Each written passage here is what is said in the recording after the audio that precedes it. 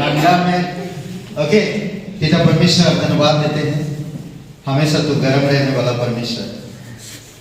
हम धन्यवाद देते प्रभु यीशु, ठंडी में भी जो भाई बहन विश्वास योग्यता से यहाँ पर उपस्थित है, तेरी दया और तेरी कृपा है प्रभु यीशु।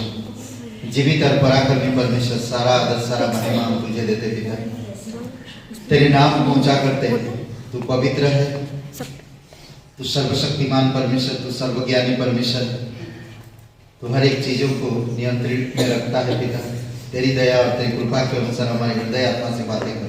धन्यवाद देते हम तुझसे सुनने आए प्रभु, हमारे विचार हमारी चाल चलन तेरे वचनों के अनुसार हो और हमारे हृदय से तेरे वचन बातें करे प्रभु यीशु, और तेरी पवित्र आत्मा के द्वारा हमारे हृदय से छू पिता कि हम तेरी वचन को समझ सके और तेरे अनुग्रह को जान सके। धन्यवाद देते जीवित और पराक्रमी परमेश्वर, सारा आदर सारा महिमा हम तुझे देते हैं। आज का दिन को इस समय को प्रार्थना प्रभु यीशु मसीह के नाम से मांगते हैं।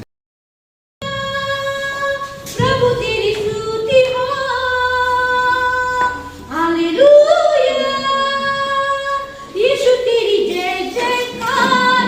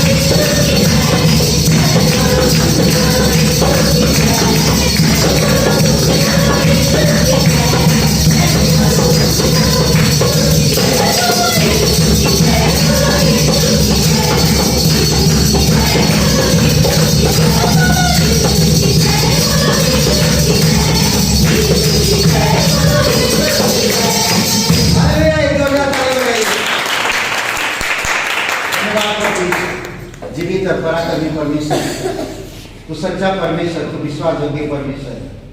प्रभु, हर चीज बदल सकता है, परंतु तू कभी नहीं बदलता है। कल था, आज है और हमेशा रहेगा। सब चीज बदलता है पिता, दिन बदलते, सप्ताह बदलता है, महीना बदलते हैं, साल बदलता है, पर तू कभी नहीं बदलता। जो था, जो है और जो आने वाला है, वो हमेशा एक साथ। धन्यवाद है प्रभु यीशु, तू बदल देता है पर तू बदलता नहीं। धन्यवाद देते प्रभु, तो हमें पापों की से छुड़ाकर अपनी पवित्रता में हमें रखा है, और तू हमें रोज सिद्धता में बढ़ाता है, धार्मिकता की वस्त्र पहनाता है, हमने अपनी सिद्ध मार्ग में चलाता है। प्रभु, हम धन्यवाद देते, एक कदम और हम तेरी ओर बढ़ा सके, एक कदम और तेरी करीब आ सके। प्रभु यीशु, धन्यवाद देते, गहराई से तुझे समझ सके, गहराई से तुझे जान सके, गहराई से तेरी उपस्थिति को समझ सके। प्रभु, आप हमारी समझ को खोलोगे। धन्यवाद देते, जीवित और पराक्रमी परमेश्वर, सारा आदर सारा महिमा हम तुझे देते। प्रभु यीशु,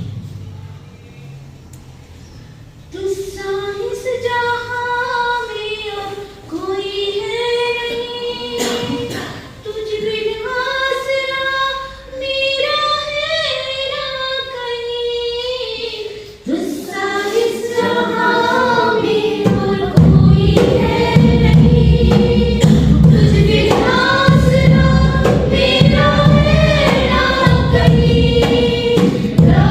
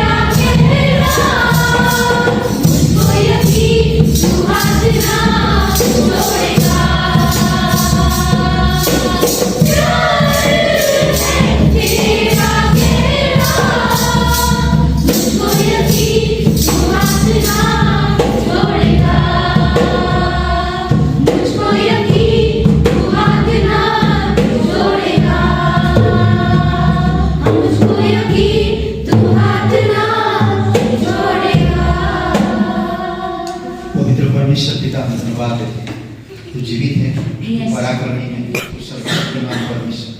धन्यवाद है, तू हमारे बोझ उठाता है, तू हमारे पापों का दंड अपने ऊपर लिया है। धन्यवाद देते, तो निष्पाप होकर भी पापी गिना गया। पाप को जो जानता नहीं, समझता नहीं, जो निर्दोष निष्कलंक हमारे कलंक हमारे पाप में तू पाप गिना गया। धन्यवाद देते, इतनी बड़ी कुर्बानी की प्रभु यीशु, इतनी बड़ी तेरी दया और कृपा है जो हम सभी लोगों को बचाने के लिए तूने किया। इसलिए प्रभु तेरी महिमा करते हैं, अपनी हाथों को उठाकर तेरी आराधना करते हैं। तू जीवित परमेश्वर है, तू दयालु और कृपालु परमेश्वर है, तू राजा है हमारा, तू हमारा उद्धार करता है, तू हमारा अनंत का परमेश्वर है। धन्यवाद देते प्रभु यीशु, तू हमारी आनंद है, तू हमारी शांति है, तू हमारी रास्ता है, तू हमारी बल है, तू हमारी समझ है, तू हमारी ज्ञान है, तू हमारी परिचय, तू हमारी पहचान है। धन्यवाद देते प्रभु यीशु, तेरी महिमा करते यीशु मसीह के नाम से मांगते हैं, आमीन।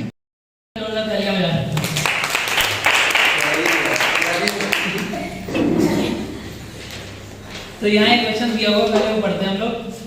परमेश्वर को किसी ने भी नहीं देखा, इकलौता पुत्र जो पिता की गोद में है उसी ने उसे प्रकट किया। यूहन्ना 1:18 जिस प्रकार से लिखा हुआ है। तो बहुत ही अद्भुत वचन है कि कोई परमेश्वर को किसी ने देखा नहीं, पर सिर्फ और सिर्फ यीशु मसीह ने ही उसको धरती पर प्रकट किया, उसके समान जीवन जी के। तो आगे के कार्यक्रम में हम लोग चलेंगे, देखेंगे मंगलवार को शाम को 7 बजे आशा जी के घर प्रार्थना सभा है।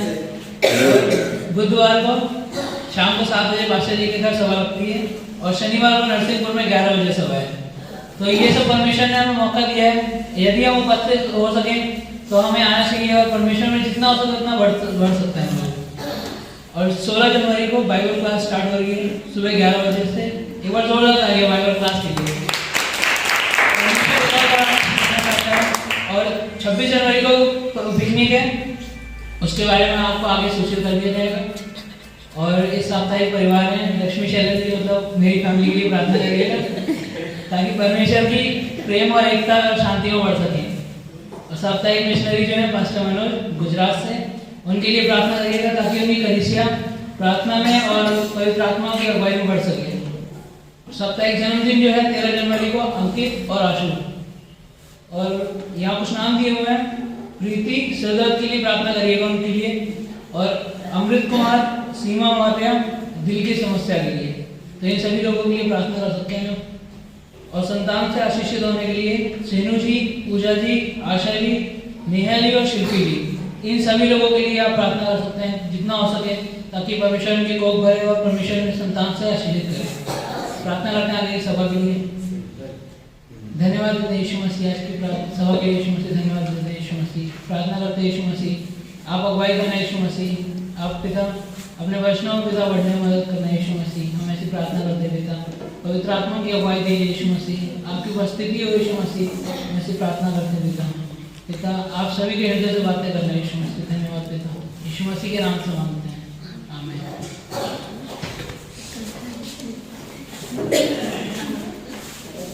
ओके,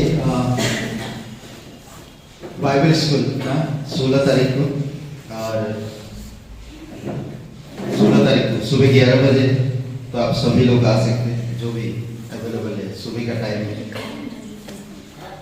और मैं एक क्लास सिखाऊंगा और एक शायद और कोई सिखाएगा या फिर नहीं सिखाएगा। 2 क्लास मैं सिखाऊंगा, एक क्लास तो जरूर सिखाऊंगा, ठीक है, सुबह 11 बजे। और उसका वीडियो क्लास होगा, वीडियो होगा, पर वो अपलोड नहीं होगा, तो उसको रखा रहा जाएगा, आने वाले समय में दिखाएगा। ये है, तो साइन करना है तो नाम दे दीजिएगा, ओके। और जो भी आना चाहते हैं क्लास में तो नाम दे देंगे, तो हम एक फोटोकॉपी वगैरह जो बनाना है तो वो बना सके, ठीक है। सुबह 11 बजे 16 तारीख से 26 तारीख को ग्रेटर ग्रेस का पिकनिक है, और जगह कहाँ होगा नहीं मालूम, अगर ऐसा ठंडी होगा तो रजाई के अंदर पिकनिक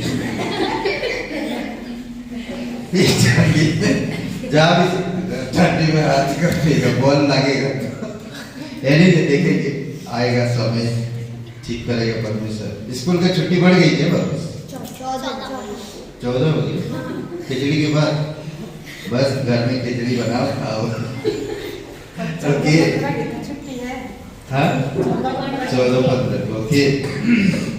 तो ये सारे प्रार्थना भी आप करिए, और हम लोग फिर से वही जो नवंबर में दिसंबर में जो घर घर प्रार्थना था वो बंद नहीं करना, जारी रखना।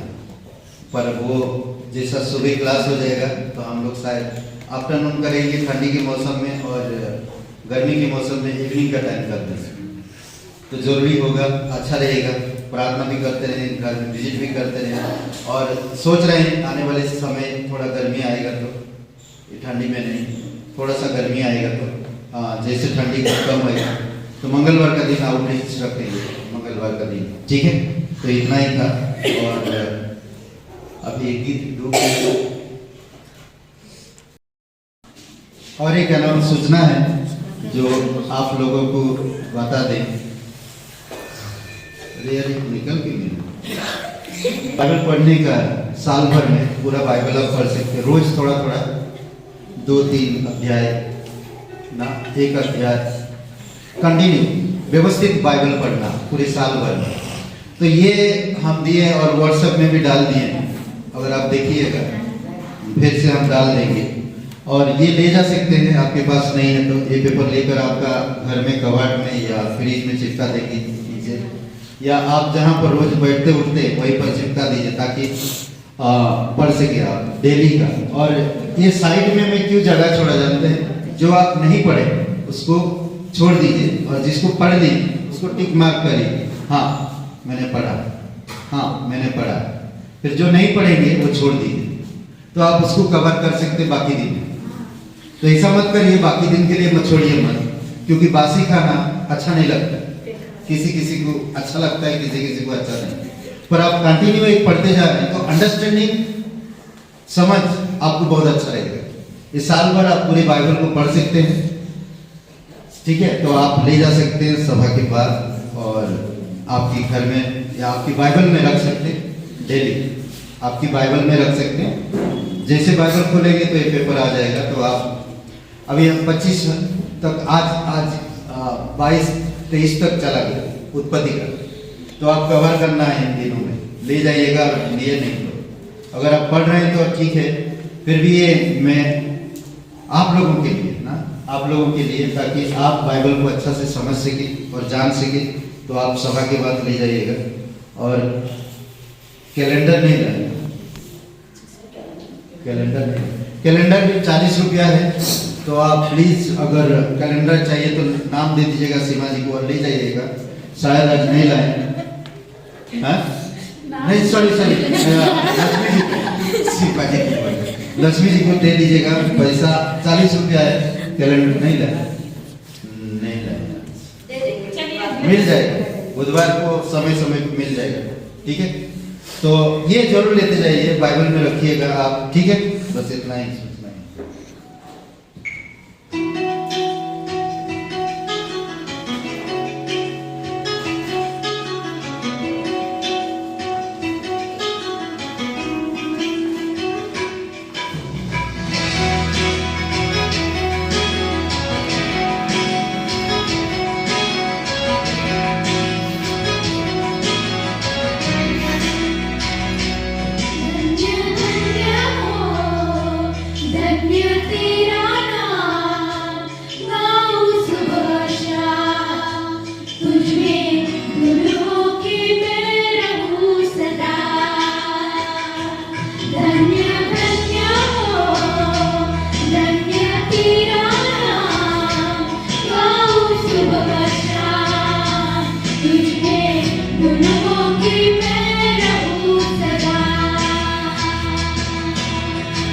तेरी भलाई मेरे जीवन में है, ओ तेरे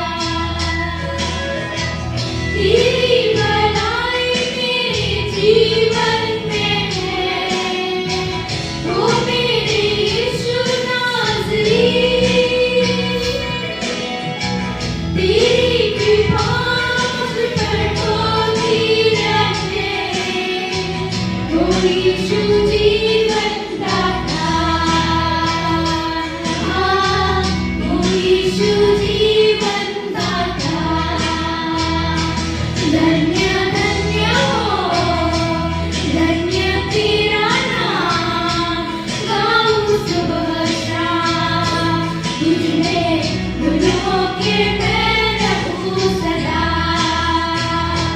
धन्य धन्य हो धन्य तेरा नाम, गाऊं सुबह शाम, तुझ में धुन होके मैं रहूं सदा।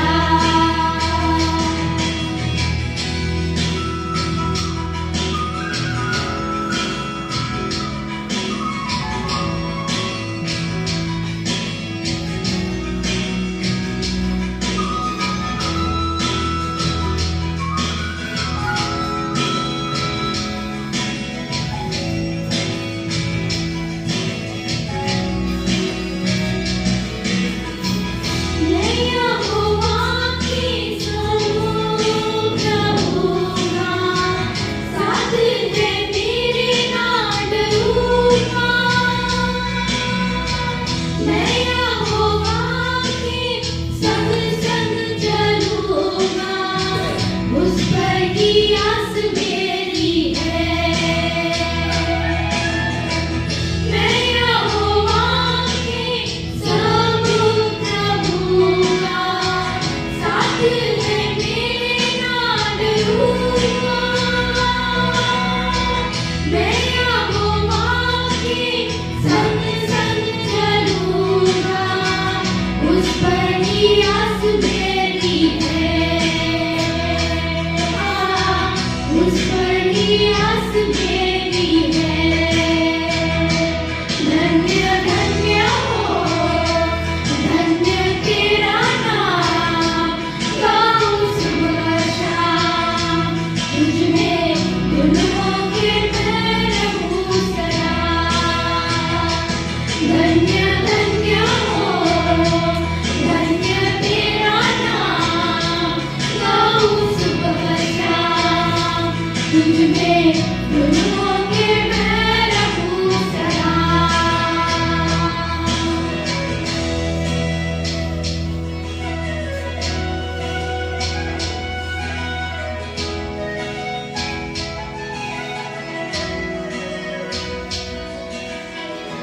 तेरे भवन्ने में आया हूँ,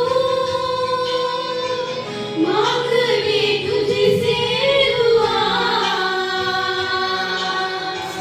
तू ही है मेरा भरोसा प्रभु, तू ही है मेरी आशा। तेरे भवन में मैं आया हूँ, मांगने तुझसे दुआ। तू ही है मेरा भरोसा यीशु, तू ही है मेरी आशा। धन्य धन्य हो धन्य तेरा नाम, गाऊं सुबह शाम, तुझ में धुन होके मैं रहूं सदा। धन्य धन्य हो धन्य तेरा नाम, गाऊं सुबह शाम, तुझ में धुन होके मैं रहूं सदा। तुझ में धुन होके मैं रहूं सदा। तुझ में धुन होके मैं रहूं सदा।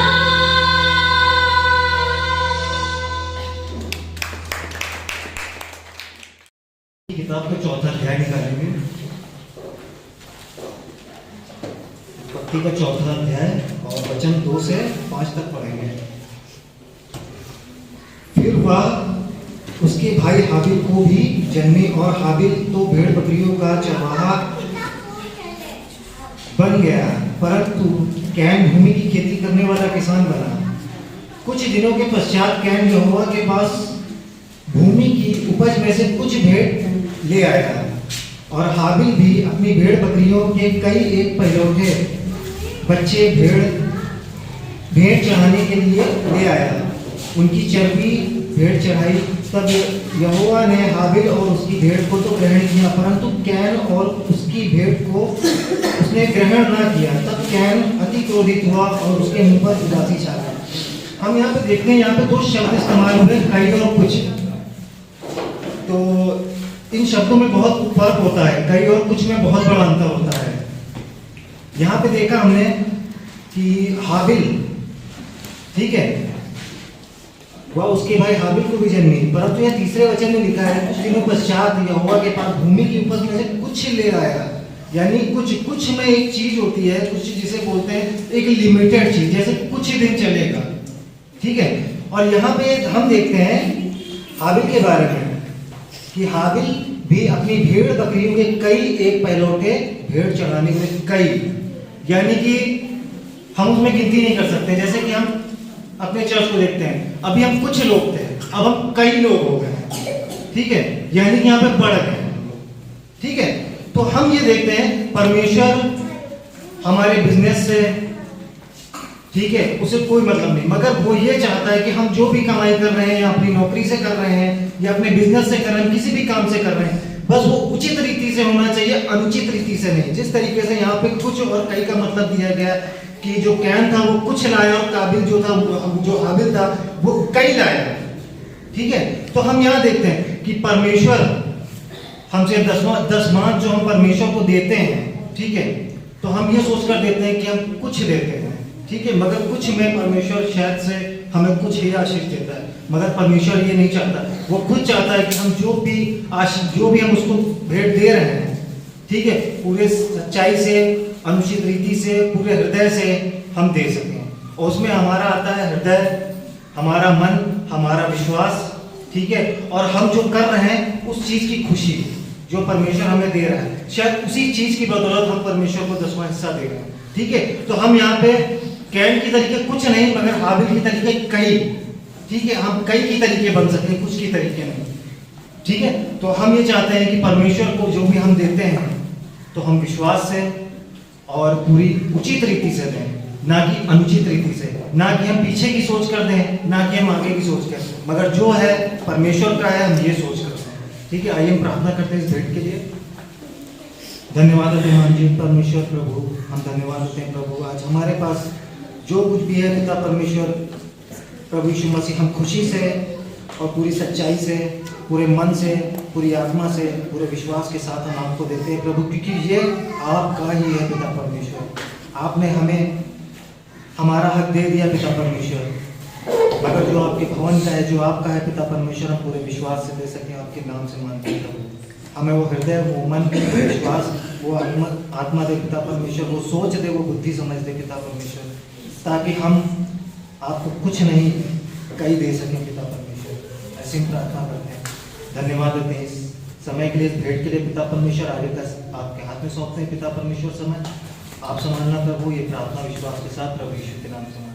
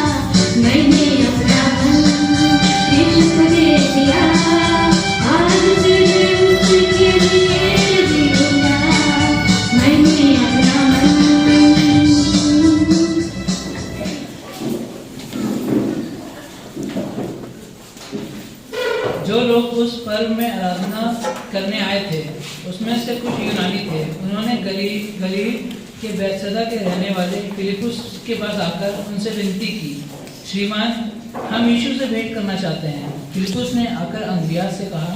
तब अंद्रियास और फिलिपुस ने जाकर यीशु से कहा। इस पर यीशु ने उनसे कहा, वह समय आ गया है कि मनुष्य के पुत्र की महिमा हो।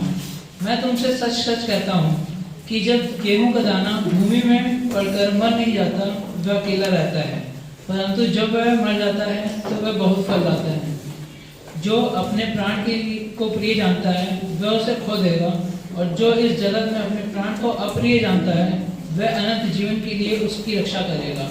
यदि कोई मेरी सेवा करे तो मेरे पीछे हो ले, और जहाँ मैं हूँ वहाँ मेरा सेवक भी होगा। यदि कोई मेरी सेवा करे तो पिता उसका आदर करेगा। अब मेरा जी व्याकुल है, इसलिए अब मैं क्या कहूँ? हे पिता, मुझे इस घड़ी से बचा नहीं, क्योंकि मैं इसी कारण इस घड़ी को पहुँचा हूँ। हे पिता, अपने नाम की महिमा कर। तब यह आकाशवाणी हुई, मैंने उसकी महिमा की है और फिर भी करूँगा। तब जो लोग खड़े हुए सुन रहे थे, उन्होंने उनसे कहा कि बादल गरजा। दूसरों ने कहा, कोई स्वर्गदूत उसमें बोला। इस पर यीशु ने कहा, यह शब्द मेरे लिए नहीं, परंतु तुम्हारे लिए आया है। अब वह इस संसार का न्याय होता है। अब इस संसार का सरदार निकाल दिया जाएगा, और मैं यदि पृथ्वी से ऊंचे पर चढ़ जाऊंगा तो सब जो अपने पास सब खींचूंगा। ऐसा कहकर उसने यह प्रकट कर दिया कि वह कैसे मृत्यु से मरेगा।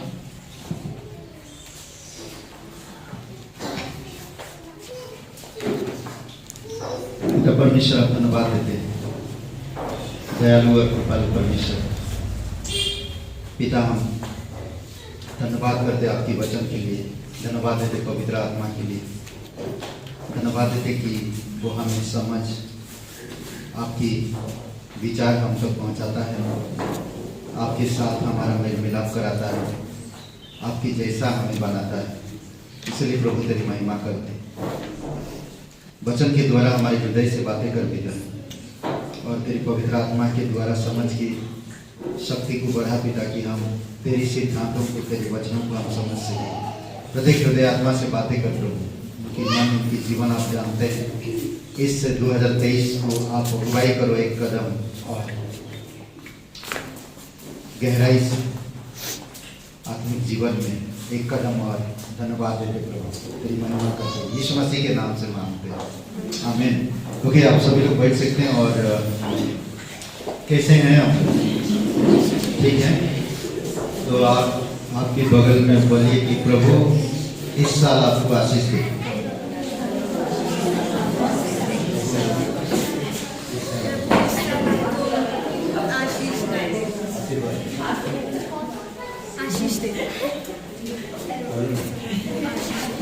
तो आज का जो संदेश है, गहराई के जीवन के कदम, गहराई के जीवन के कदम, ये कौन सा जीवन के बारे में बात कर? हाँ, आत्मिक जीवन ना, जो यीशु मसीह में है, प्रभु में है। ओके,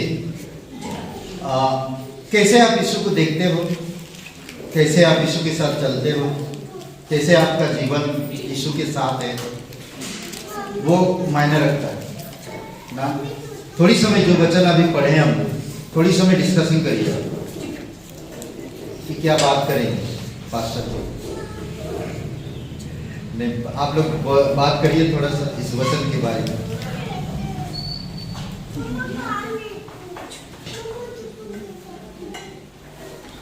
ये पेपर ना साल भर का बाइबल रीडिंग का है। मैं दोबारा बार बार बता रहा हूँ, साल भर आप बाइबल पढ़ सकते हैं।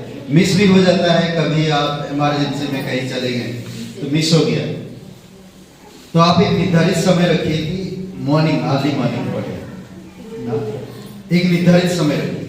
क्योंकि गॉड के साथ एक ना, हमारे गॉड परमेश्वर ना, हमारी परमेश्वर जो है व्यवस्थित परमेश्वर ना, तो हम व्यवस्थित परमेश्वर के साथ व्यवस्थित रहे। अर्ली मॉर्निंग अगर आप 1 घंटा उठते हैं पहले, तो 1 घंटे में हो जाएगा।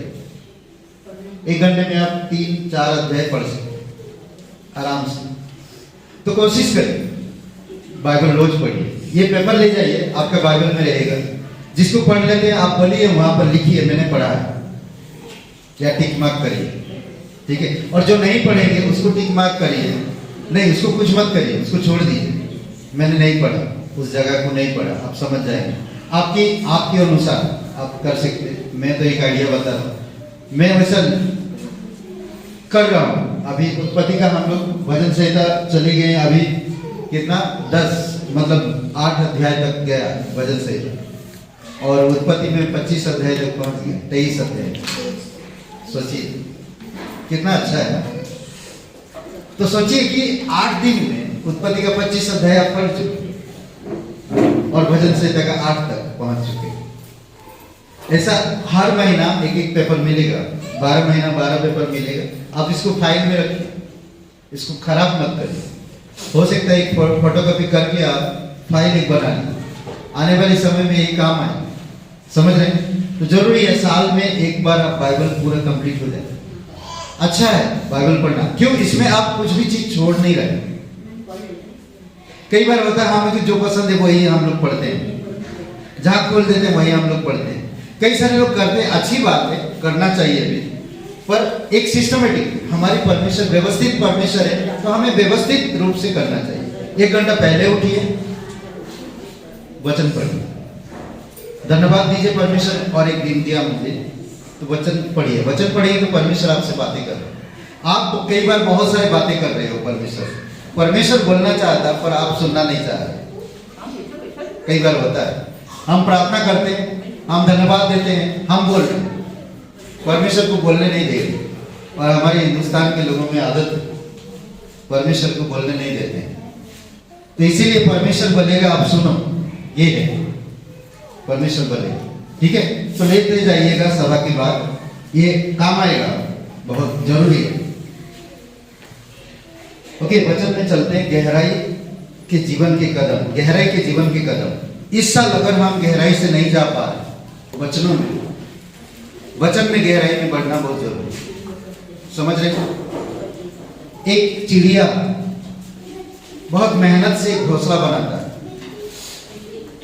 और वो एक एक क्या बोलते कि लकड़ी चुन चुन के, स्पंज, छोटी छोटी धागा चुन चुन के कहां कहां से वो खूबसूरत एक घोंसला बनाता है, और वो घोंसले में बनाकर खूबसूरत जगह तैयार करता है, समझ रहे हैं। और वो जगह में एक दिन अंडा देता है, अंडे देता है, और उस घोंसले में बच्चे भी आते हैं। वो अंडे से भी रहते हैं वहां पर, और अंडे से बच्चे एक दिन आते हैं, और वो बच्चे एक दिन धीरे धीरे बढ़ते हैं, और एक दिन वो घोंसले से उड़ जाते हैं, दूसरा घोंसला बनाते हैं। इस तरह से बढ़ते हैं। तो आप और मैं किस तरह से परमेश्वर में बढ़ते हैं वो आप निर्धारित करो। क्या मैं कैसे बढ़ रहा हूं परमेश्वर? क्या मैं बाइबल स्कूल में हूं? क्या मैं संगति में बराबर हूं? क्या मैं कलीसिया का एक पार्ट, एक हिस्सा होने के नाते क्या मैं सही तरह से चल रहा हूं? क्या मेरा कार्य परमेश्वर की उन्नतिशील हो रहा है, या मेरी सोच विचार में परमेश्वर की महिमा हो रही है? तो इसीलिए सोचिए, गहराई से सोचिए, आत्मिक जीवन की एक कदम और बढ़ाइए ना। परमेश्वर विशाल परमेश्वर है, और हम उसके नजर में छोटा एक अंग है। उसकी नजर में हम लोग बताए थे, पिछले संडे को आए थे, हम उसके क्रिएशन का, सृष्टि का एक छोटा सा हिस्सा है। पिछले संडे को हम शायद बताए, छोटा सा हिस्सा, फिर भी परमेश्वर आप और मुझे ध्यान देता है। ये छोटे से हिस्से को ध्यान देता है, तो आप और मुझे कितना ध्यान देना चाहिए परमेश्वर की वचन में, परमेश्वर के विचार में, परमेश्वर की अगुवाई में, परमेश्वर की पवित्र आत्मा में, परमेश्वर की अनुग्रह में।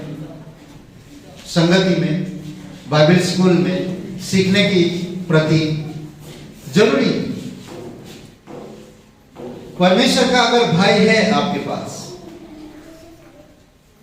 भय है, तो आप जरूर परमेश्वर के लिए सोचेंगे।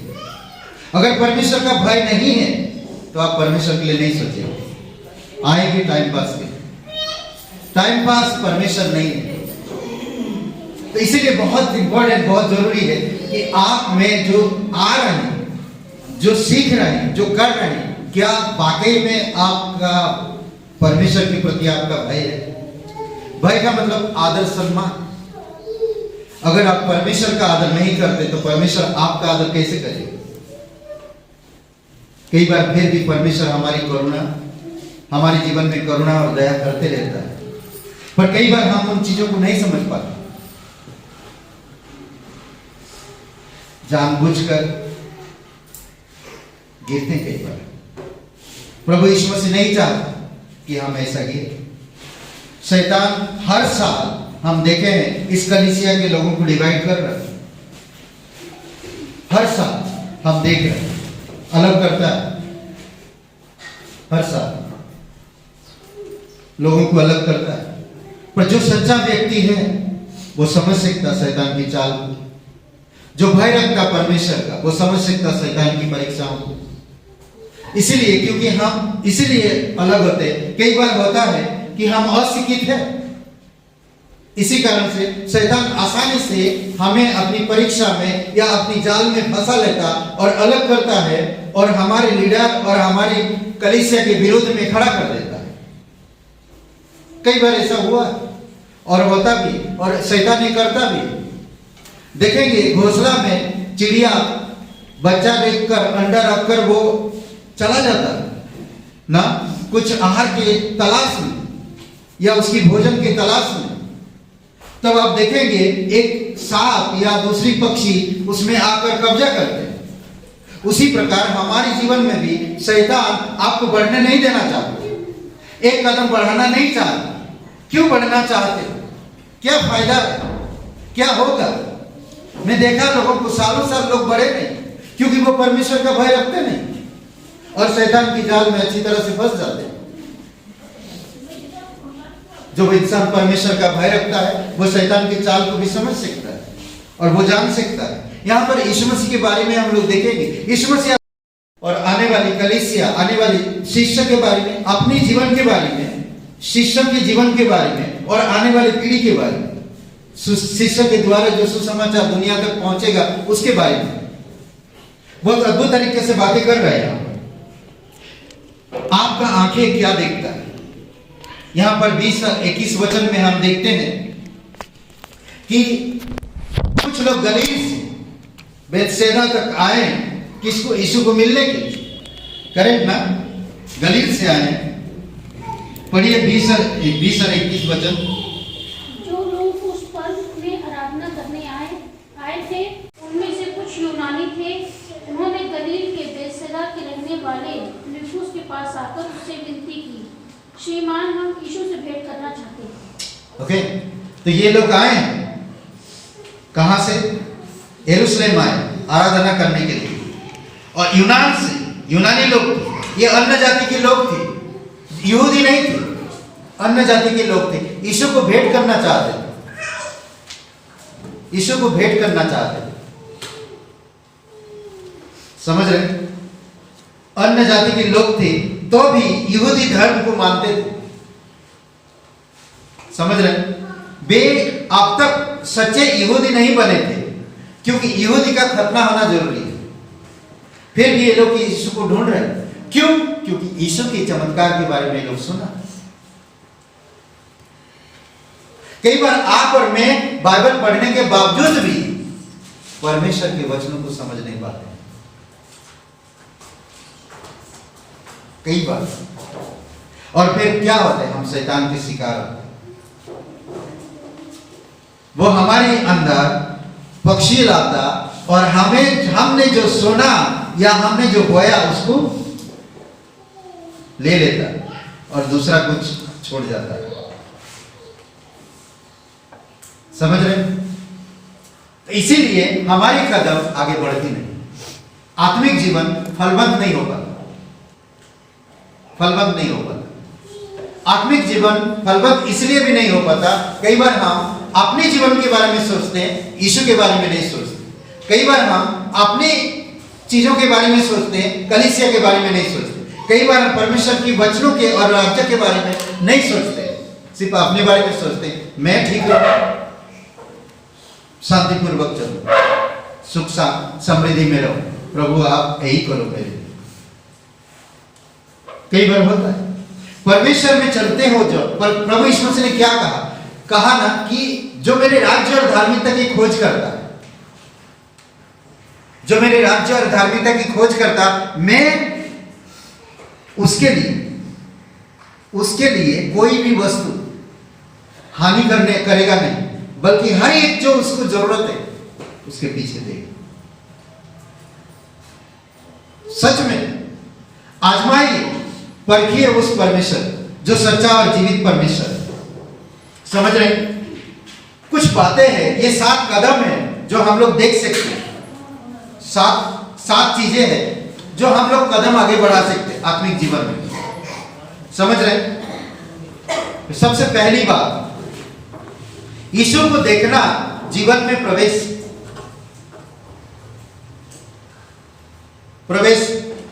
यीशु को देखना जीवन में प्रवेश है।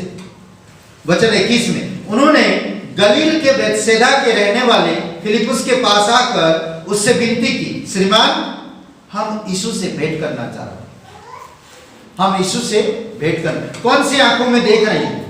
एक बहुत खूबसूरत आंखें, बोलते कि विश्वास की आंखों से उसे देखना चाहते थे, विश्वास की आंखों से उसे देखना चाहते थे, उसके द्वारा उद्धार। विश्वास की आंखों से जब आप देखोगे ना, हर चीज से आप उद्धार पाओगे। उद्धार से यीशु, हम लोग जब यीशु पर विश्वास करते तब तो उद्धार मिल गया हमें, पर जो रोजमर्रा जिंदगी में उद्धार ना, शैतान जो आपको परीक्षा में डाल रहा, शैतान जो आपको दुविधा में डाल रहा, शैतान जो आपका विरोध कर रहा, इन सब चीजों से कौन छुड़ाएगा? विश्वास की आंखों से देखो यीशु। ये लोग दूर से आए और विश्वास की आंखों से देख रहे और कहते कि वो लोग मिलना चाहते यीशु से, वो लोग मिलना चाहते। इसीलिए वचन संहिता 121 का वचन 1 में, मैं किधर नजर उठाऊं, मुझे मदद कहां से मिलेगा? कहां से मिलेगा? परमेश्वर से। मैं परमेश्वर की तरफ आंखें उठाऊं, उसकी तरफ मैं देखूं, वही मेरा मददगार है, उससे मुझे मदद मिलेगी, वही मुझे मदद करेगा। इस संसार में मैं कई सारे लोगों से मदद मांग सकता हूं, पर मदद मुझे नहीं मिलेगी। थोड़ी समय के लिए मिल सकता है, बट परमेश्वर हमेशा के लिए मदद करता है, हमेशा। कई बार लोग मेरे परेशानियों को नहीं समझ सकते, मेरे दुख को नहीं समझ सकते। कई बार मैं जो तकलीफ से गुजर रहा हूं, उस तकलीफ को नहीं समझ सकते हैं, कोई भी इंसान नहीं समझ सकता। परंतु मैं जब परमेश्वर को कहता हूं, परमेश्वर वो मेरी तकलीफ को समझ पाता है, वो मेरे तकलीफ को समझ पाता है। ये लोग विश्वास की आंखों से देख रहे हैं और फिलिप्पुस के आकर विनती करते कि हमें यीशु से भेंट करना है। क्या आपका मन ऐसा है कि मैं रोज यीशु से भेंट करूं? मैं रोज यीशु से भेंट करूं, मुझे भेंट करना है यीशु मसीह से, रोज मुझे भेंट करना है। दूसरी बात, उसके साथ मरना फलवंत होने का पूर्व रंग। 24 वचन क्या कहता है देखो, मैं तुमसे सच कहता हूं कि जब तक गेहूं का दाना भूमि में पड़कर मर नहीं जाता, वह अकेला रहता है, परंतु जब मर जाता है तो बहुत फल लाता है। अद्भुत बात है नहीं? यहां पर यीशु 3 चीज के बारे में बात कर, खुद की मृत्यु के बारे में, शिष्य लोगों के बारे में, और जो सुसमाचार उद्धार पाने वाले लोगों के बारे में, आप और मेरे द्वारा, मैं जो आज विश्वास है, हम लोग जो आज विश्वास है, ये तीनों लोगों के बारे में बात कर रहे हैं। जो विश्वास में आएंगे उनको भी मरना होगा, जो मैं चेले बनाया उनको भी मरना होगा, और मैं खुद मरूंगा। समझ रहे? ईश्वर ने कारण बताया कि यह समय उसके मरने के लिए उपयुक्त है। यह परमेश्वर की योजना थी कि केवल यीशु की मृत्यु के बाद ही चेले रहने के लिए पवित्र आत्मा को भेजा जाएगा, ना यीशु के मरने के बाद ही पवित्र आत्मा आ पाएगा और आप चेलों के अंदर आएगा, उतरेगा, उससे पहले नहीं। जब तक यीशु मरेगा नहीं तब तक पवित्र आत्मा आएगा नहीं। भजन से 14, 16, 17 और 16 अध्याय का 7 वचन। तब चेले पवित्र आत्मा के सामर्थ के द्वारा समस्त संसार में सुसमाचार फैलाएंगे। समझ रहे? सारे संसार में फैलाएंगे। यह है परमेश्वर का कार्य। तो इसीलिए बहुत जरूरी है कि आपको मुझे समझना और जानना। जब तक यीशु मरेगा नहीं, पवित्र आत्मा आएगा नहीं, और आप सुसमाचार फैला पाओगे नहीं। मरना यीशु को जरूरी था। वो अपने बारे में भी कह, कौन कह सकता है मुझे मरना है? यीशु तो शारीरिक मृत्यु मरा, चेले शहीद हुए, आप और मैं क्या कर रहे? मर भी नहीं रहे। मैं जी रहा हूं, मैं जी रहा हूं। मैं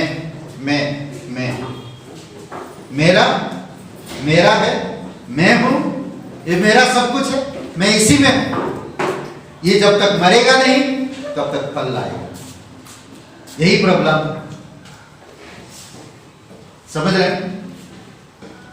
इसमें एक बात कोई पढ़िए 14 अध्याय, यूहन्ना का 14 अध्याय वचन 12।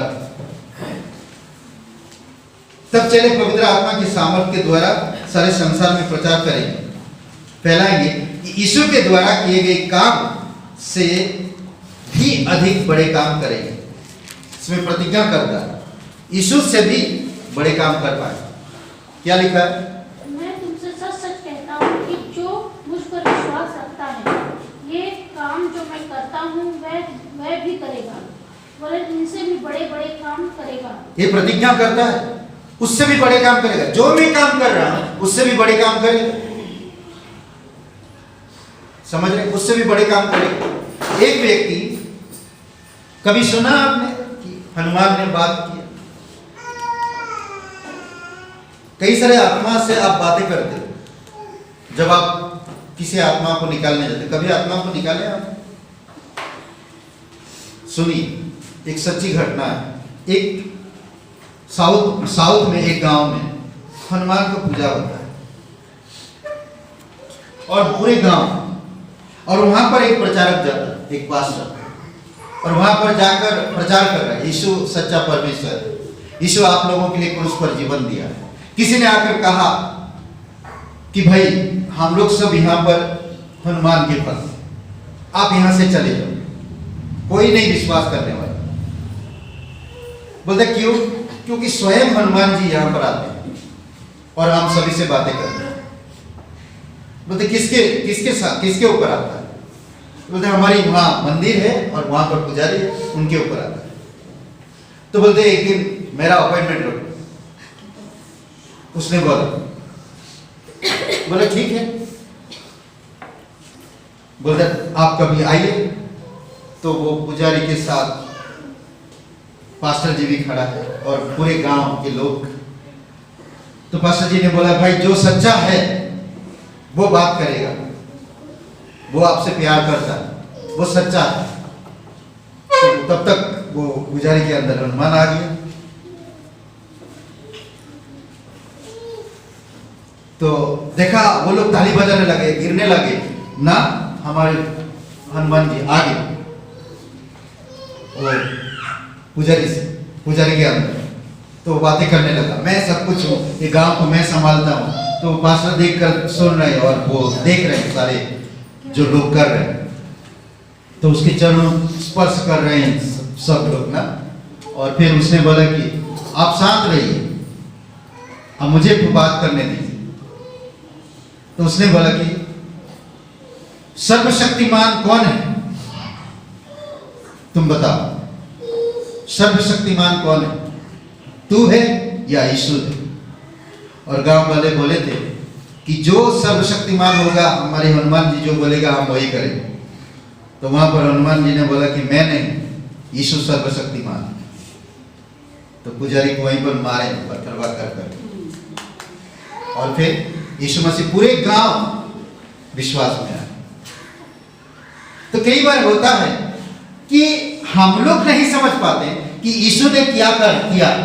हम लोग सिर्फ उस पर आधार उन चीजों को ध्यान देते हैं और हमारे जीवन को ठीक होने के लिए उन चीजों में विश्वास कर रहे हैं।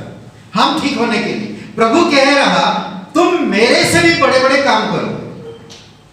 ये हम नहीं समझ पाते कई बार।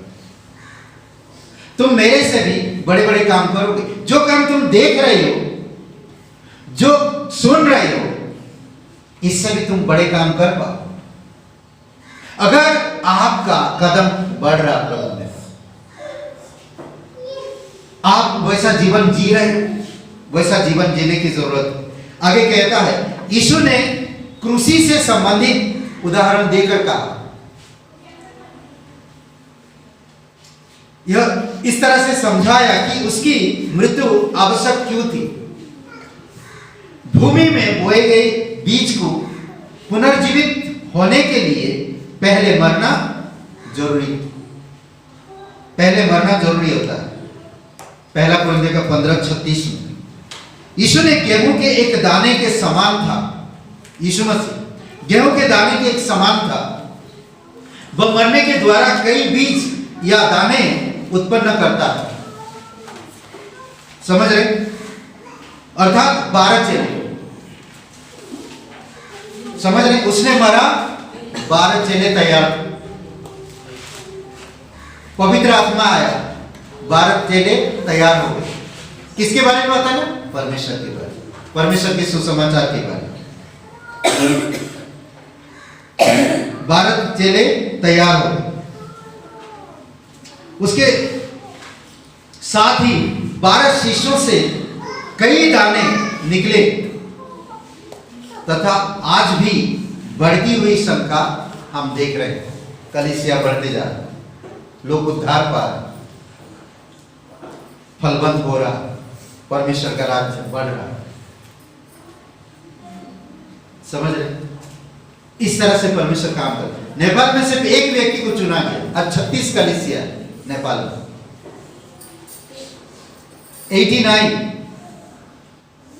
89-90 के दशक में पास्टर काल को चुना गया। पास्टर सिवेली, पास्टर डॉक्टर स्टीवन प्रचार करने के लिए मुंबई आए, इंडिया। पास्टर काल को मिला और पास्टर काल डिसीजन लिया मुझे बाइबल स्कूल में। तो आज पूरे भारत में कितनी कलीसियां हैं? करीबन 86 कलीसियां हैं। 100 के आसपास, 100 के आसपास कलीसियां। एक कदम आगे बढ़ना। समझ रहे? तीसरी बात, वचन 25 में स्वार्थी जीवन से घृणा करना, अनंत के मार्ग पर चलना। स्वार्थी जीवन से घृणा करना, अनंत के मार्ग पर चलना। अनंत के मार्ग तभी मिला आपको जब आप यीशु मसीह पर विश्वास किए। समझ रहे? वचन 25 में इस तरह कहता है, जो अपने प्राण को प्रिय जानता है वह उसे खो देता है, और जो इस जगत में अपने प्राण को अप्रिय जानता है वह अनंत जीवन के लिए उसकी रक्षा करेगा। अद्भुत है ना? अच्छा है ना? बोलते ना कभी कभी जिस चीज को बचाना चाहा वही खो गया, और जिस चीज को मैंने लापरवाह किया वही रह गया। जो चीज को मैंने सोचा नहीं कभी वही रह गया, और जिसके बारे में बहुत केयर किया वही प्राण के बारे में आज हर कोई केयर करता है। प्राण कैसे सुख समृद्धि में रखे, अच्छा से उसका देखभाल करें, सुंदरता, ख्याल, मजेदार चीजें, सांसारिक चीजों से प्राण को बचाना, सुख सुविधाएं, सब चीजें उपलब्ध करा, पर ये चीजें तो एक दिन नष्ट हो जाएंगी। ये सारी चीजें एक दिन नष्ट हो जाएगी। यीशु अपनी तुलना विशेष तौर पर गेहूं के एक दाने के साथ कर रहा था 24 वचन में। यह तुलना हर एक यीशु के पीछे चलने वालों के लिए भी सच में सच है। जो आज यीशु मसीह पर विश्वास कर, उसका कहने का यह तात्पर्य, जिस चीज के बारे में तुम रात दिन मेहनत कर रहे हो उसको खो दोगे। अगर तुम मेरे लिए मेहनत करोगे तो उसको बचा लोगे और उसकी रक्षा भी कर पाओगे। इसीलिए कहता ना पहला थिस्सलुनीके 5:23 में कि आत्मा, प्राण और शरीर यीशु मसीह आने तक कौन सुरक्षित रखेगा? यीशु मसीह, परमेश्वर, वही सुरक्षित रखेगा तीनों चीजों। कई बार मेरे सुख सुविधाएं मेरे शरीर को सही नहीं रख पाए। कई सारे इस पिछले सालों में देखें आप, वायरस जब आए, कोरोना वायरस, कितने लोगों को सुख सुविधाएं होने के बावजूद भी चली गई। उनकी सुख सुविधाएं उनको नहीं बचा पाए। किसी लोगों को, हट्टे कट्टे लोग के भाई रोज कसरत करते हैं, अटैक आया, चली गई। आप कभी कसरत भी नहीं करते हो, ठीक ठाक हो, ये परमेश्वर की अनुग्रह है।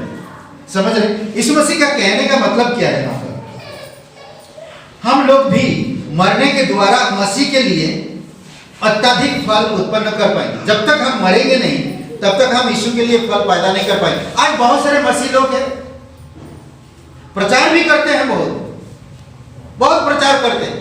हमारे एक मित्र है, बहुत काफी साल मेरे साथ रहे, कभी एक फल नहीं दिखा उनके जीवन में,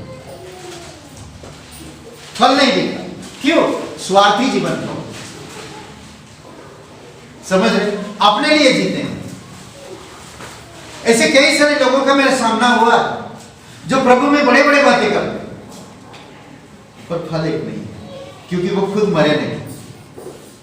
उनका जीवन से मालूम पड़ जाता है। वो प्रभु की बड़े बड़े तो बातें तो करते हैं, सच में बोलते, लगता आपको मुझे कितना प्यार करता प्रभु से, पर अंदर से नहीं, ऊपर से, अंदर से मरना। जब तक आप मरोगे नहीं तब तक आप क्या मरना क्या है? देखिए, इसका मतलब यह नहीं कि फल उत्पन्न करने के लिए हमें शारीरिक तौर पर मरने की जरूरत है। शारीरिक तौर पर मालूम पड़ा मैं कुछ खा नहीं पी नहीं रहा, शरीर को मारना,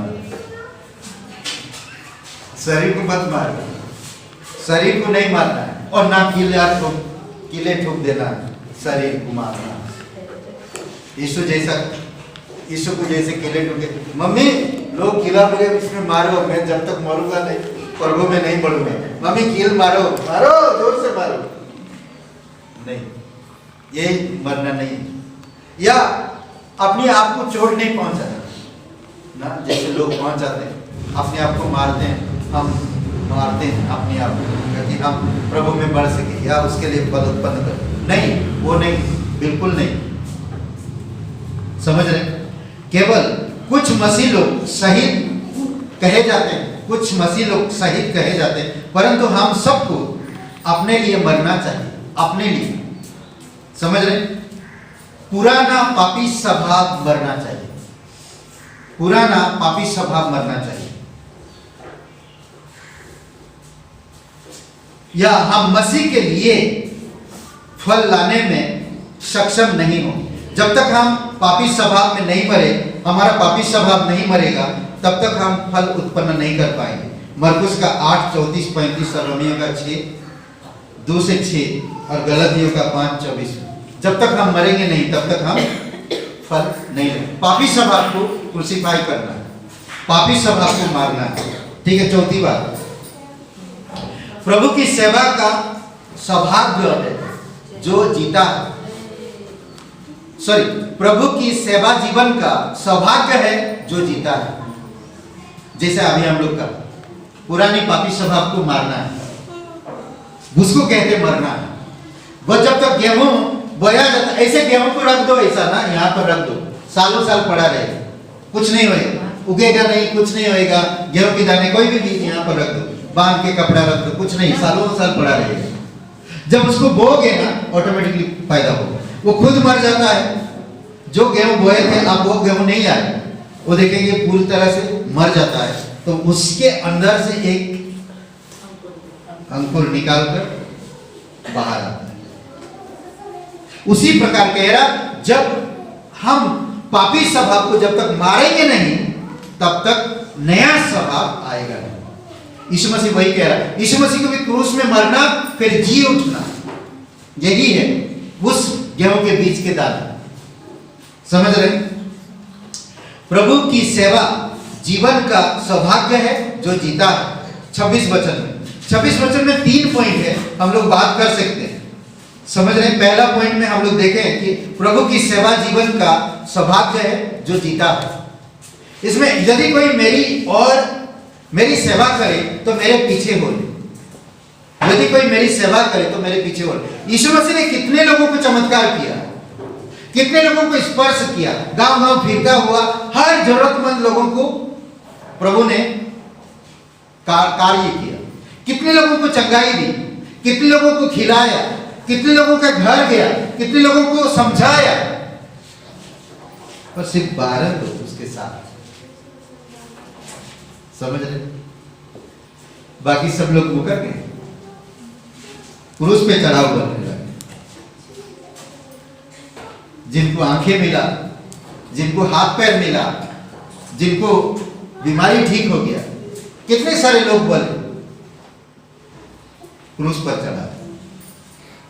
जिनके घर में शांति आई। जब हमारे प्रभु को इतना कुछ हो सकता है तो आप और मैं क्या चीज है?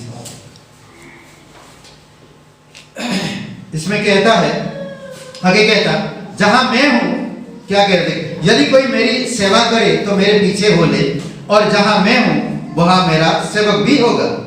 यदि कोई मेरी सेवा करे तो पिता उसका आदर करेगा। क्या बात? यदि कोई मेरी सेवा करता है तो उसे मेरे पीछे चलना चाहिए। अगर आप यीशु की सेवा करते हो तो उसके पीछे चलो। हम किसके पीछे चल रहे हैं? पास्टर विराम के? मत चलो, मेरे पीछे मत चलो, परमेश्वर के पीछे चलो।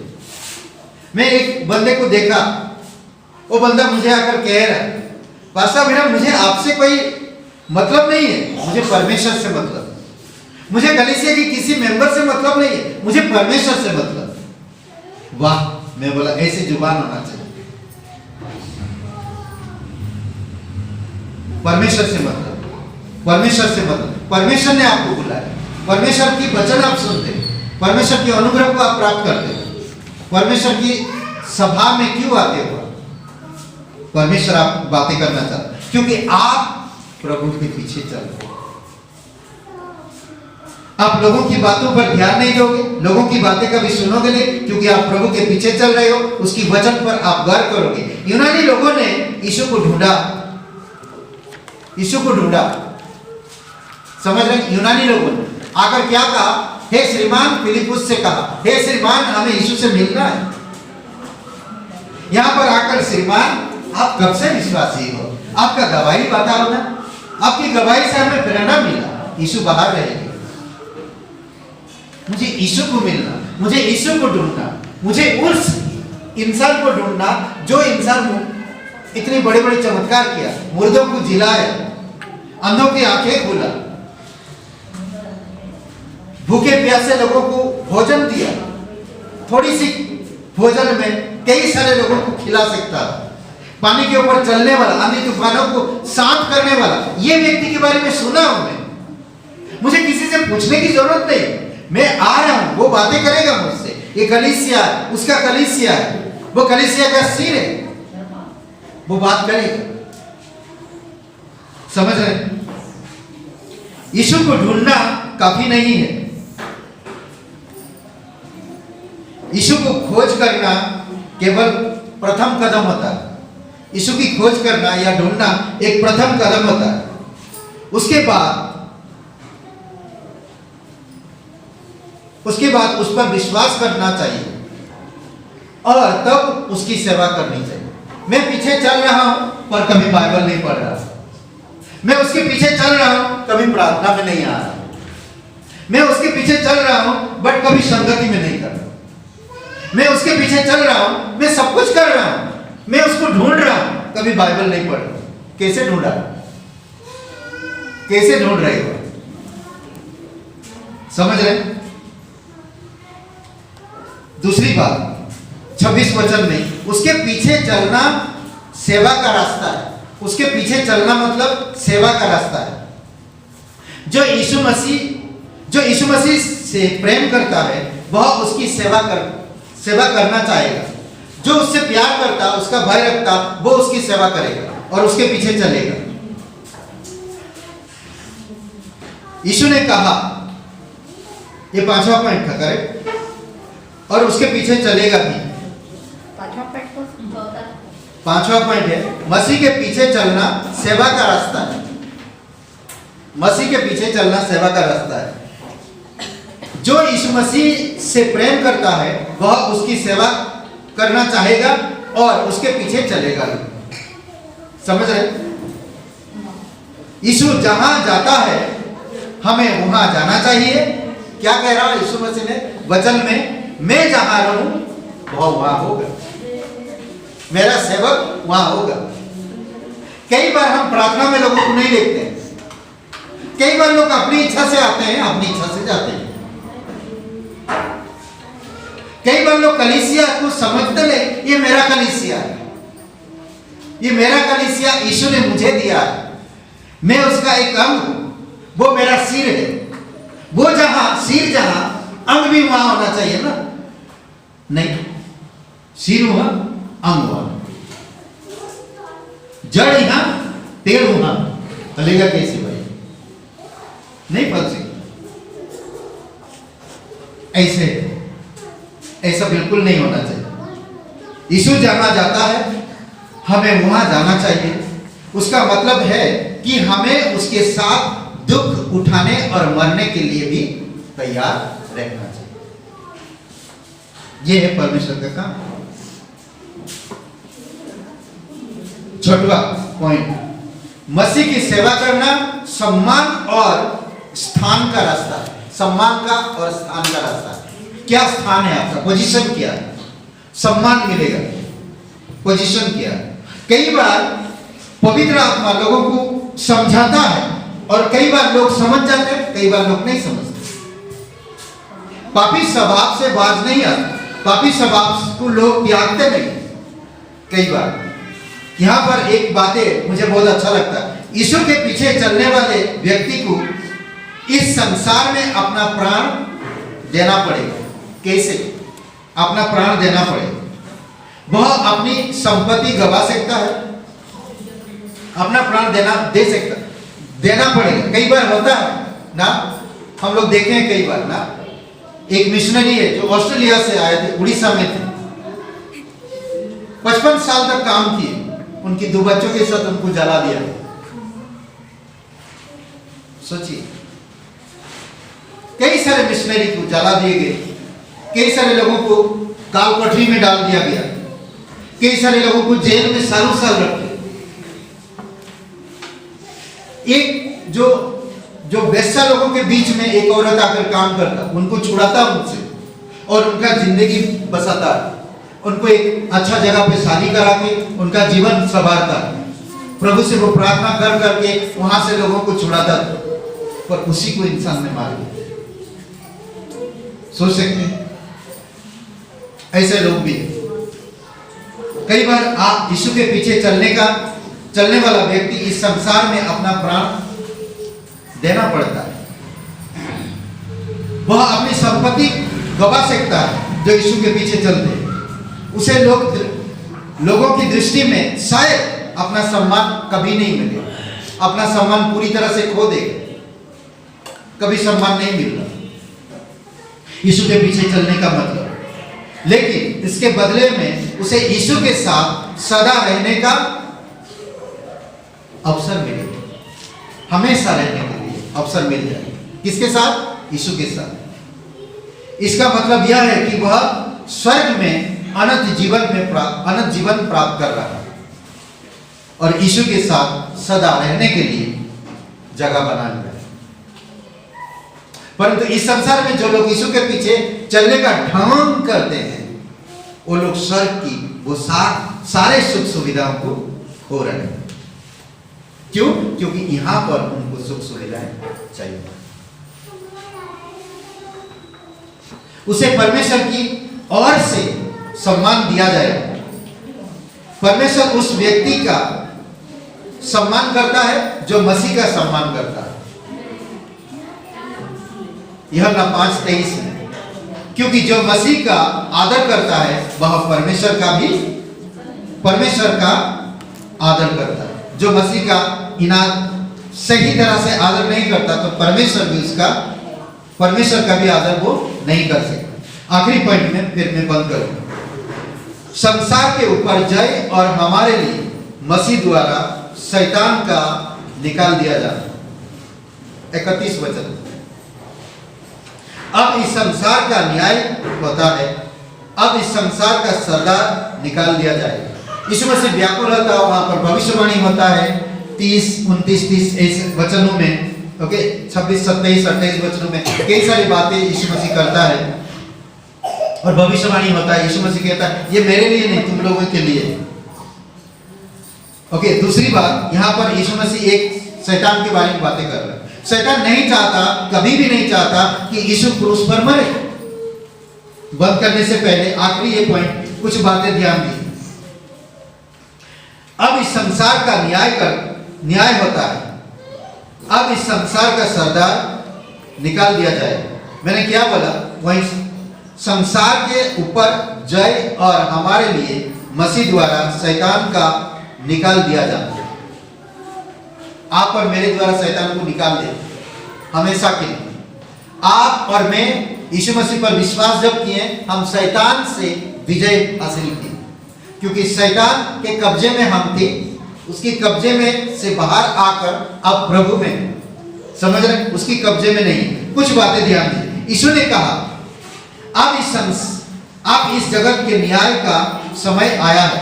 इसका अर्थ क्या है? इसका अर्थ यह है यीशु क्रूस के द्वारा इस संसार के लोगों का न्याय होगा। कैसे?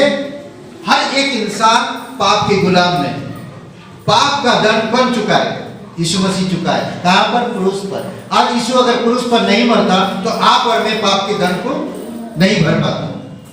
यीशु ने आप और मेरे लिए क्रूस पर पाप के दंड को हमेशा के लिए भर दिया। ओके, लोगों ने यीशु को क्रूस पर लटकाकर खुद को दोषी ठहरा लिया था। यूहन्ना का 3 अध्याय 18-19 वचन में खुद दोषी ठहर चुके थे, क्योंकि जो यीशु पर विश्वास नहीं करता वो क्या है? दोषी ठहर चुका है।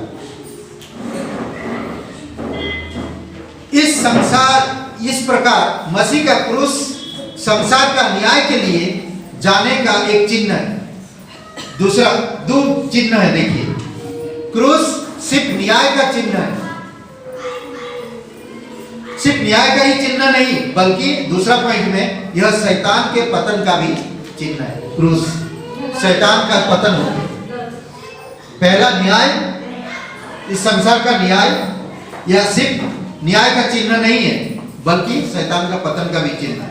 यीशु ने क्रूस पर शैतान के ऊपर अंतिम विजय प्राप्त की। उसके बाद आपको मुझे लड़ने की जरूरत नहीं। आज पवित्र आत्मा आपके अंदर है, वचनों के सामर्थ्य से, वचनों की समझ से आप शैतान पर विजय प्राप्त करेंगे। शैतान हमेशा फूट डालेगा, शैतान चिड़िया बन कर आएगा, शैतान आपके मित्र बन कर आएगा, शैतान आकर आपको कई बार डिस्टर्ब करेगा, वचन से दूर रखने के, बट आप विजयी होते हो। इसीलिए आपको वचनों में बढ़ना है। एक बच्चे को आप जब बच्चा घर में आता है तो उसको धीरे धीरे आप शिक्षित क्यों बनाना चाहिए? क्योंकि शिक्षित रहेगा तो उसको कोई बेवकूफ नहीं बना पाएगा। अगर अशिक्षित रहेगा तो कोई भी बेवकूफ बना सकता है। आज तो उल्टा हो रहा है, शिक्षित बेवकूफ बन रहे हैं, अशिक्षित चतुर बनते जा रहे हैं। ऐसा हो रहा है कई बार, समझ रहे हैं?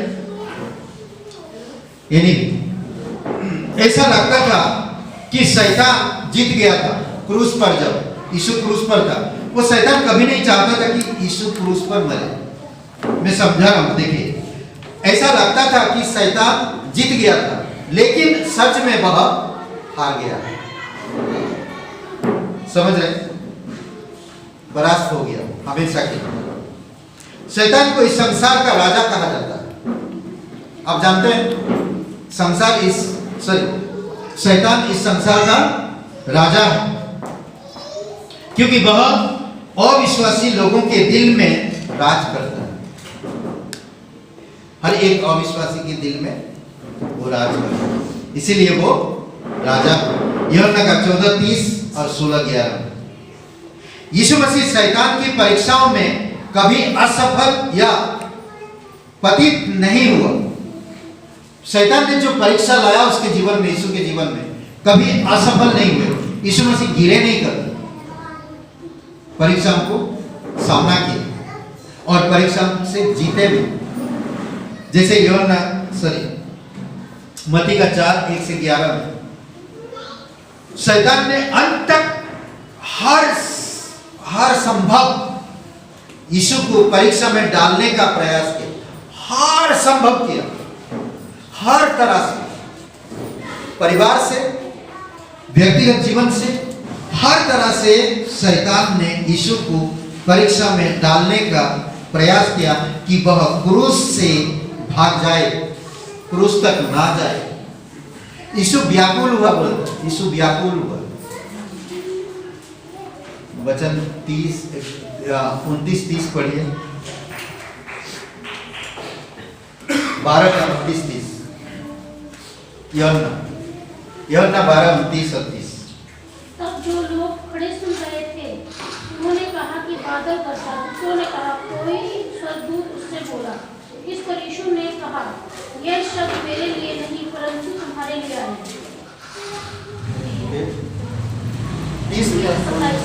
27 में पढ़िए। अब मेरा जी व्याकुल है, अब मेरा जी व्याकुल है, इसलिए अब मैं क्या करूं? हे पिता, मुझे इस घड़ी से बचा। नहीं, क्योंकि मैं इस घड़ी के लिए इस कारण इस घड़ी को पहुंचा हूं। ओके, इस कारण इस घड़ी को पहुंचा, इस घड़ी से मुझे बचा।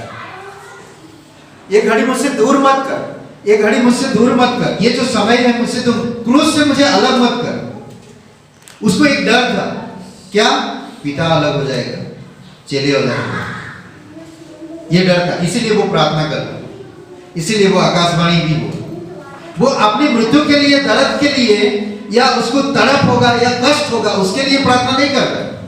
वो प्रार्थना कर रहा कि अगर मैं यहाँ पर क्रूस पे मरूंगा तो पिता भी मुझसे नाराज है, अलग हो जाएगा, और चेले भी मुझसे अलग हो जाएंगे।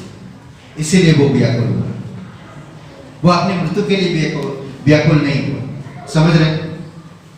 शैतान ने अंत तक हर संभव यीशु को परीक्षा में डालने का प्रयास किया कि वह क्रूस पे ना जाए, लेकिन यीशु ने उसकी बात नहीं सुनी या मानी, उसकी बात ना सुनी और ना मानी। 27 वचन। शैतान को मालूम था कि यीशु की मृत्यु के परिणाम क्या होगा, परिणाम क्या होगा।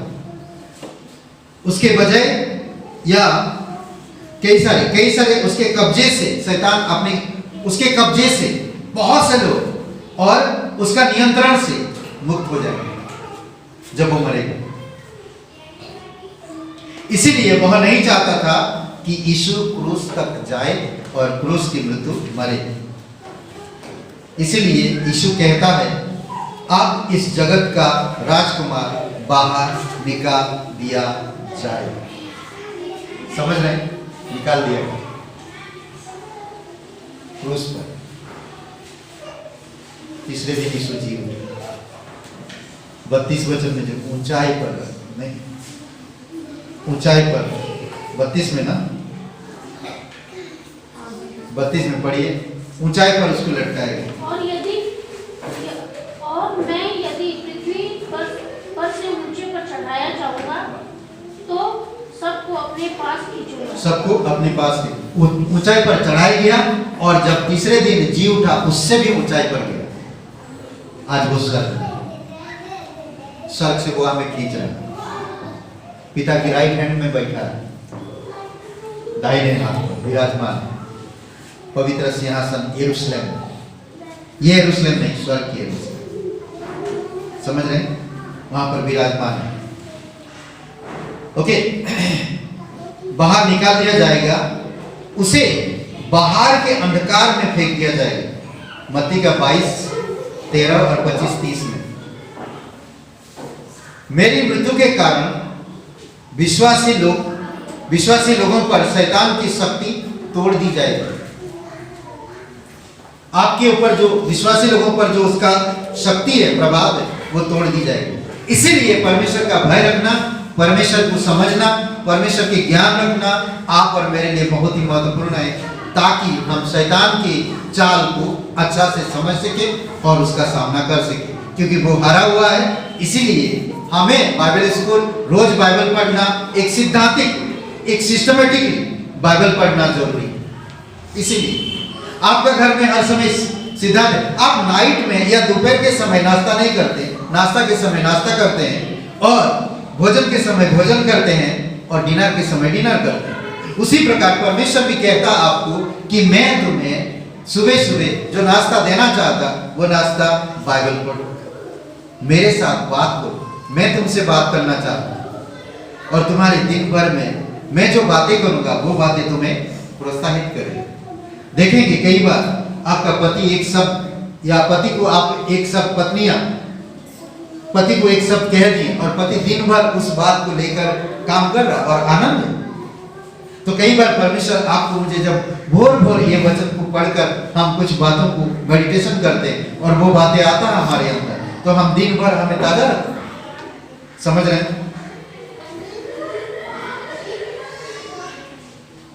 ओके, शैतान आखिरी सब, उसके साथ ही संसार के अंत में वह पूरी तरह नष्ट कर दिया जाएगा। किसको? शैतान को। प्रकाशित वाक्य 20:10 में वचन 33 पढ़िए, आखिरी वचन। ऐसा कहकर उसने यह प्रकट कर दिया कि वह कैसे मृत्यु से मरेगा। ओके, ये सारे चीजों को यीशु मसीह बता दिया कि मैं कैसे मृत्यु मरूंगा। सोचिए, आपके सामने बहुत बड़ा तकलीफ है, आप क्या तैयारी करोगे? थोड़ी समय के लिए सोचिए। आपको जेल होगा, आपको मारा जाएगा, कोड़े बरसाए जाएंगे, आपको बदनाम किया जाएगा। ना साल भर में पूरे बाइबल पढ़ो, रोज अपने आप को मारो, पापी सब आपको मारो।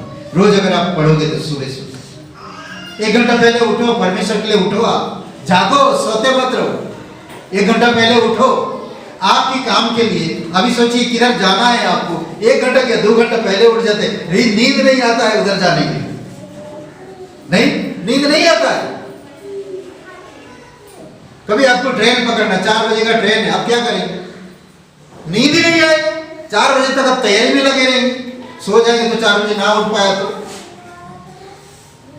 1 घंटा पहले उठो, वचन पढ़ो, परमेश्वर के साथ, परमेश्वर से सुनो ना। वचन जब आप पढ़ रहे हो, परमेश्वर आपसे बातें कर रहा है, तब कहो परमेश्वर थैंक यू, मैं जो बोलने वाला था वो बोलने की मुझे जरूरत नहीं है। तो परमेश्वर आपको पवित्र आत्मा की तरह टीच करेगा या सिखाएगा कि किस तरह से संगति करना, किस तरह से प्रार्थना करना, किस तरह से कलीसिया, किस तरह से शिक्षा प्राप्त करना। ये पवित्र आत्मा आपको टीच करेगा, अगुवाई करेगा। हमेशा परमेश्वर का भय रखो, परमेश्वर के साथ आपका रिश्ता पवित्र बने रहे। आइए प्रार्थना करें।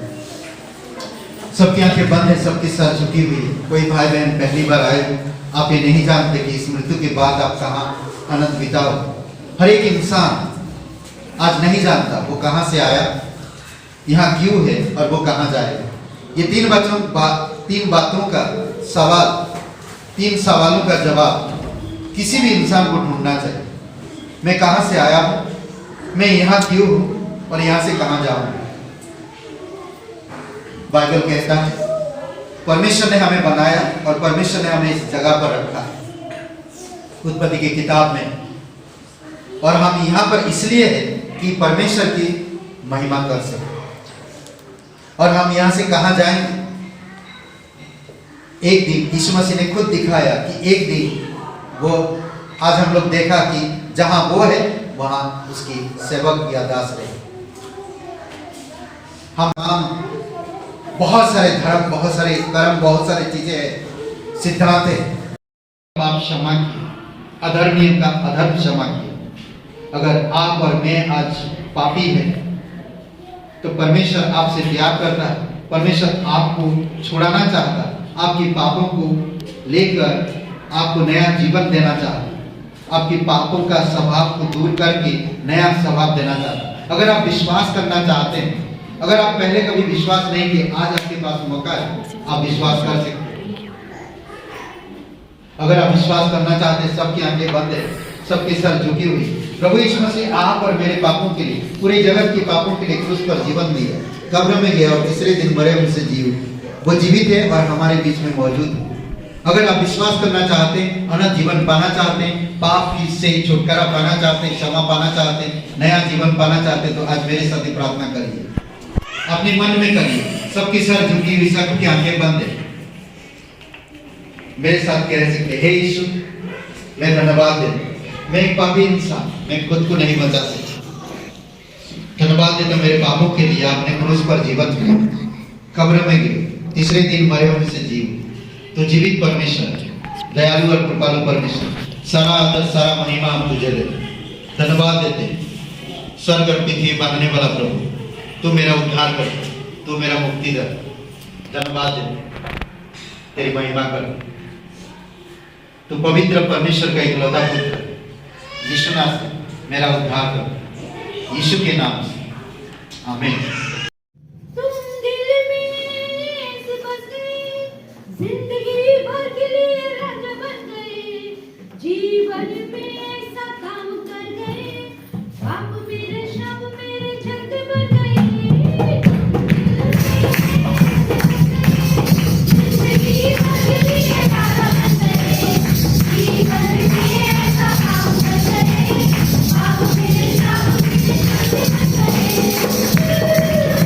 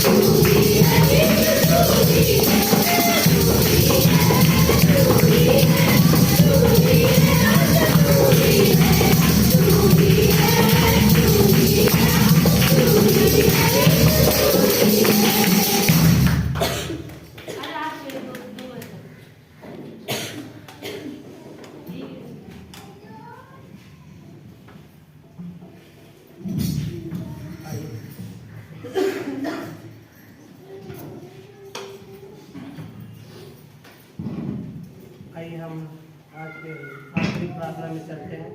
परमेश्वर, हम आपका धन्यवाद देते हैं आज के इस पढ़ने के लिए, और उसकी आपने सारे प्रार्थनाओं में आप साथ रहे, इसके लिए हम आपका धन्यवाद देते हैं। पिता परमेश्वर, आज के दिन में स्वामी परमेश्वर आपने सारे गीत, भजन और वचन में स्वामी परमेश्वर जो आपने किया है, इसके लिए हम आपका धन्यवाद देते हैं।